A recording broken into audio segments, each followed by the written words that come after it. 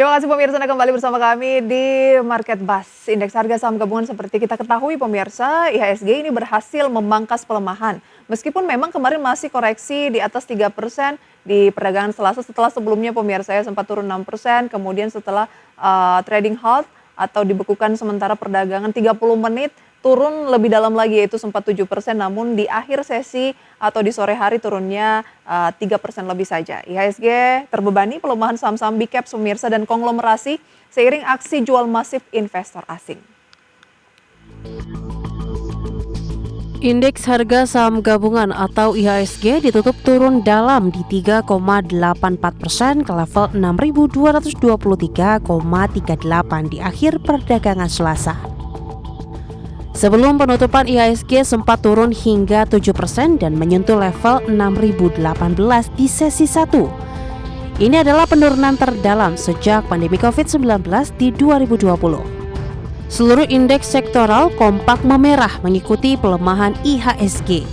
Indeks sektoral dengan pelemahan terdalam adalah sektor teknologi turun dalam 9,77%, sektor barang baku melemah 5,99%, dan sektor energi terkoreksi 3,43%. Dari sisi saham, IHSG merosot seiring dengan anjloknya saham dari sektor teknologi PT DC Indonesia Tbk atau DCII yang turun melemah 20% hingga menyentuh auto reject bawah atau ARB di level Rp115.800 per saham dan menyumbang 38,22 indeks point terhadap penurunan IHSG. Lalu emiten prayogo Pangestu saham PT Chandra Asri Pasifik Tbk atau TPIA turun dalam 18,42% di level Rp5.425 per saham dan berkontribusi 27,98 indeks point terhadap IHSG. Saham TPIA melemah seiring rilis kinerja dengan rugi bersih membengkak 105,9% year on year di 2024. Tidak hanya TPIA, saham PT Barito Renewables Energy Tbk atau BREN 11,7% di level Rp5.050 per saham dan berkontribusi 26,01 indeks point ke penurunan IHSG.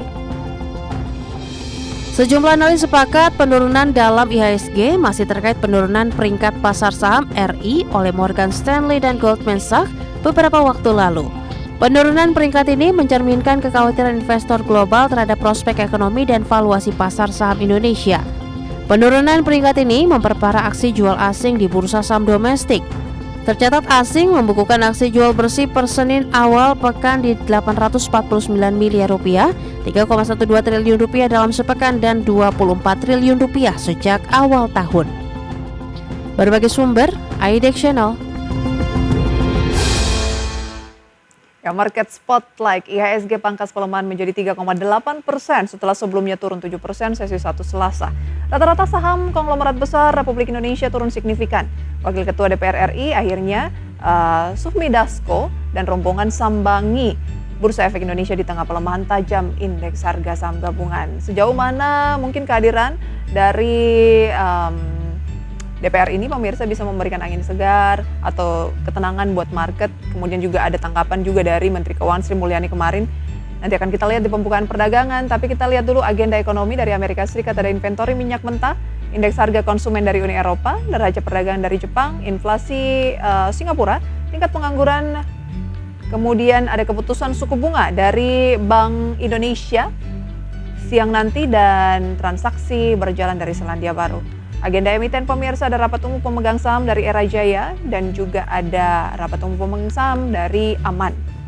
Update dari Bursa Asia pemirsa masihkah beranomali? Kita lihat ya mayoritas masih menguat melanjutkan penguatan yang terjadi kemarin 0,47%, Straits Times naik 0,19%, Kospi 0,98%, Hang Seng turun tipis 0,2%. Sementara kemarin IHSG anjlok 3,8% atau cukup berbeda ya dibandingkan dengan kawasan regional. Lantas pemirsa tentu penasaran juga ya, apa sih komentar dari para pengamat pasar modal dan juga ada investor kawakan Lo Keng Hong terkait dengan pelemahan dari indeks harga saham gabungan di perdagangan kemarin. Kita akan simak pemirsa informasi yang pertama, ini dari Praska Putrantio CEO dari Advisor.id. Menurut Praska, IHSG jatuh juga dipicu faktor spekulasi atas isu domestik yang belum terkonfirmasi, seperti pengunduran diri Menteri Keuangan Sri Mulyani yang kabarnya setelah Lebaran. Tetapi kemarin sudah dikonfirmasi sendiri oleh Ibu Sri Mulyani bahwa itu tidak benar.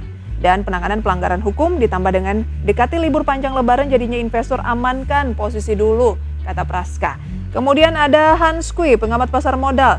Dari dalam negeri datang dari kejatuhan saham grup konglomerasi besar yang valuasinya mahal, kekhawatiran defisit anggaran pemerintah, dan juga ada pertanyaan soal peluang Danantara. Itu yang dinilai menjadi fokus dari investor kenapa mengamankan posisi dulu, sehingga membuat indeks harga saham gabungan jatuh cukup ekstrim di perdagangan kemarin sehingga bursa harus menerapkan trading halt.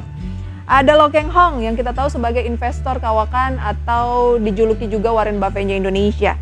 Lagi duduk di Chinatown sambil borong saham, di stop, kata Lo Keng Hong.